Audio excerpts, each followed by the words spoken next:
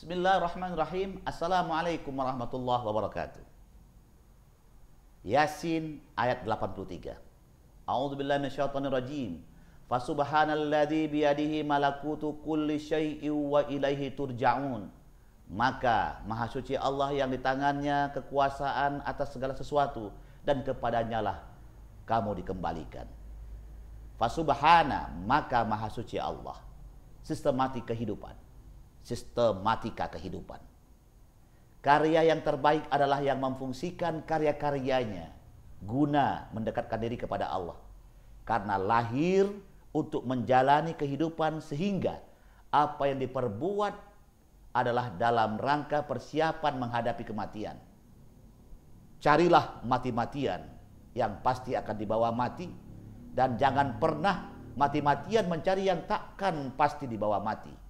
Maka Al-Quran yang dibaca setiap hari, sholat yang ditegakkan di awal waktu, beramal soleh dengan memberi, menolong, infak, sedekah, zakat, menjadi bekal yang harus dicari untuk persiapan terbaik dalam menghadapi kematian nanti.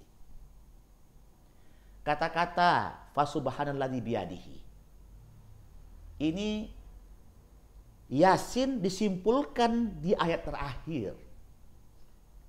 Yasin menyegerakan panggilan tadi, ternyata Allah katakan karyanya adalah subhana, tasbih, biyadihi, dengan tangan, karya tangan. Jadi kalau kita ambil sifat Allah itu, bertasbihlah dengan tanganmu, tangan yang bertasbih,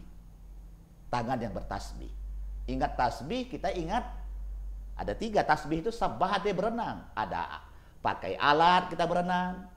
Terus yang kedua pakai tenaga, yang ketiga kita pakai air, istilahnya bersama dengan air. Atau bahasanya kalau kita mau berzikir pakai yang bunyi-bunyi itu apa ya, counter, atau pakai yang 33, yang subhanallah, istighfar, astagfirullah, itu pakai alat. Yang kedua pakai tangan kita, ada 14 ruas, kita anggap 15, ini kan kita menghitungnya lebih mudah. Lihat. Atau bertasbih lewat apa yang dilihat langsung, dari hatinya, dari telinganya langsung. Nah, kata-kata Yasin, huruf ya itu adalah yadun, sin adalah sabbaha. Jadi yadun sabbaha, tangan yang bertasbih. Kalau tangan yang bertasbih, kita akan lihat bahwa di dalam ayat ini, pada surat Yasin ayat ke-83 ini akan didapatkan formula atau rumusan bahwa sebuah karya itu hendaknya mengandung nilai-nilai antara lain. Jadi karya, tasbihnya tangan, karya ada 3. Pertama, sebuah karya harus sistematik, malakutu, sistematik, dan teruji rancangannya. Dengan kata lain, punya blueprintnya, cetak birunya. Sebuah karya dapat dijadikan acuan untuk penyempurnaan lebih lanjut. Yang kedua, sebuah karya yang berkualitas harus detail. Kulli syai', kata Allah, akurat dan tidak asal jadi. Yang ketiga, sebuah karya harus berguna atau bermanfaat bagi pembuatnya dan orang lain dalam rangka kembali turja'un kepada Allah. Nah, itu hasil karya yang dilakukan. Kalau begitu, perkataan Yasin, yadun sabbaha, tangan yang bertasbih, kita lihat menyilang. Otak kanan kita ini mempengaruhi tubuh bagian kiri. Otak kiri kita mempengaruhi tubuh bagian kanan.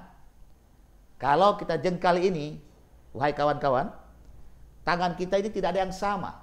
Mata kanan kiri beda, tangan kanan kita, tangan kiri beda. Semua fungsi sama berbeda. Jadi kalau tangan kita jengkal, panjangnya ini, kalau saya adalah kiri lebih panjang, berarti pengaruh otak kanan.